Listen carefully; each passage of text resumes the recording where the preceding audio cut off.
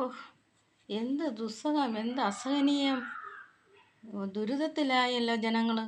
ഇവിടെ തിരുവനന്തപുരത്ത് തന്നെ ചാല ഇരുമ്പാട് റോഡ് ഡ്രെയിനേജ് മാലിന്യം പൊട്ടിയൊഴുകി വീടിനുള്ളിൽ മലിന വിസർജ്യങ്ങള് എല്ലാം വീടിനകത്താണ്. കുഞ്ഞുങ്ങളും കുട്ടികളും വയസ്സായവരും ഉള്ളവരാണ്. ഈ മഴക്കാലത്ത് ഇനിയിപ്പോൾ മഴ പെയ്താണ് അവസരമാണെങ്കിൽ അത് അസഹനീയമാണ്. കൂലിപ്പണിക്കാർ കാശ് കൊടുത്ത് അവർ ഉപജീവന മാർഗത്തിന് അവർക്ക് ദിവസമുള്ള വേതനത്തിന് അവർ 100 രൂപയ്ക്കോ 150 രൂപയ്ക്കോ കൂലിപ്പണിക്കാർ വീട്ടുജോലിയൊക്കെ ചെയ്ത് വരുന്നവർക്ക് ഇപ്പം 3,50,000 രൂപ വേണമെന്ന് ഈ വാർഡ് കൗൺസിലർക്ക് ചോദിച്ചാലും സമൂഹം ചോദിച്ചാലും അവരുടെ കയ്യിൽ കാശില്ല ഈ 3,50,000 രൂപ കൊടുത്ത് ആ ഡ്രെയിനേജ് വൃത്തിയാക്കാനായിട്ട്. ഇത് നമ്മുടെ സർക്കാർ, നമ്മുടെ പിന്നെ നഗരസഭയാണ് ഇത് ശരിയാക്കാനുള്ളത്.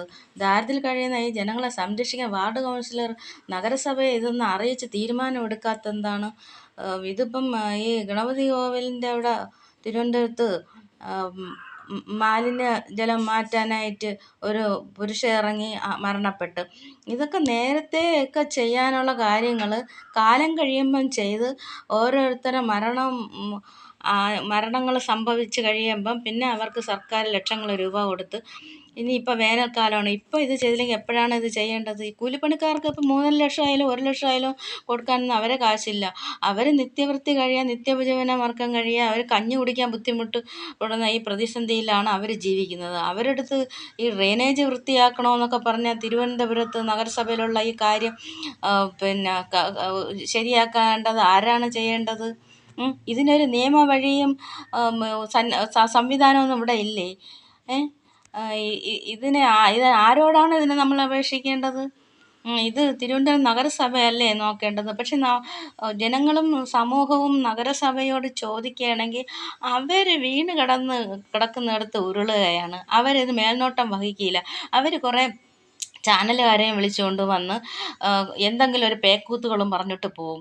ഇതിന് സമമായ വഴികളോ ഒരു തീരുമാനമോ എടുക്കാതെ ജനങ്ങൾക്ക് പ്രൊട്ടക്ഷൻ കൊടുക്കാതെ അവരെ ഈ മലിനജലത്തിൻ്റെ വിസർജ്യങ്ങളെ ഇടയിൽ അവരെ താമസിപ്പിച്ചേക്കണം. അപ്പോൾ വല്ലാത്തൊരു തീരാ വേദന തന്നെയാണ്. ഇനി അടുത്ത ഇലക്ഷൻ ഇനിയിപ്പോൾ 1 വർഷത്തിന് നടക്കുമല്ലോ. അപ്പോൾ ഇതിൻ്റെ എല്ലാം ഫലവത്തെല്ലാം അതിൽ തന്നെ അങ്ങ് തീരും എന്ന് കണക്കാക്കിയിരുന്നാൽ മതി. അത് മാത്രമല്ല, ഇപ്പം തന്നെ ദാണ്ട വനിതാ പോലീസിലും CPO ലിസ്റ്റിലും പേരുള്ള 506 പേരുള്ള പട്ടിക 33 പേരെ എടുത്തിട്ടുണ്ട്. അത് ആരുടെ മേൽനോട്ടത്തിൽ ആരെയാണ് ഈ 33 പേരെ തിരഞ്ഞു പിടിച്ചെടുത്തത്? അവർക്കിഷ്ടമുള്ളവരാരെ 33 പേരെ തിരഞ്ഞെടുത്ത് റാങ്ക് ലിസ്റ്റിൽ പേരുള്ളവർ.